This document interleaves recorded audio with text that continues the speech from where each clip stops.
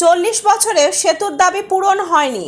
বর্ষাকালে ক্যানেলের জলে পরিপূর্ণ হতেই যোগাযোগ বিচ্ছিন্ন এলাকা। সেতুর দাবিতে তুমুল বিক্ষোভ এলাকাবাসীদের। মালদা জেলার হরিশ্চন্দ্রপুর 1 নম্বর ব্লকে তুলসীহাটা গ্রাম পঞ্চায়েতের অন্তর্গত ছোটপাড়ো গ্রামের ঘটনা। বছরে অন্য সময় ক্যানেলে তেমন জল না থাকায় ক্যানেলের ওপর অস্থায়ী মাটির রাস্তা তৈরি করে সেখান দিয়ে যাতায়াত করে এলাকাবাসী। বর্ষাকালে ক্যানেল জলে পরিপূর্ণ হতেই এলাকা জুড়ে বন্যা পরিস্থিতি। সেতু না থাকায় কার্যত যোগাযোগ বিচ্ছিন্ন এলাকা। পঞ্চায়েতের পক্ষ থেকে ব্যবস্থা করা অস্থায়ী একটি বাঁশের সাঁকোর ওপর দিয়ে যাতায়াত করতে গিয়ে জলে পড়ে ঘটেছে বিপদ।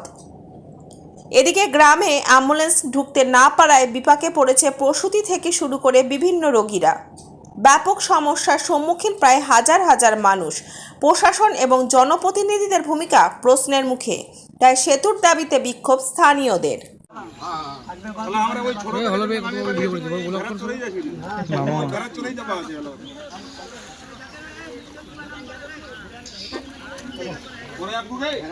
এই খবরটি প্রস্তুত করছেন জগদম্বা জ্যোতিষ কেন্দ্র, বিবেকানন্দ স্কুলের পাশে, মালদা, এবং city driving school, Ramakrishna mission road, Malda.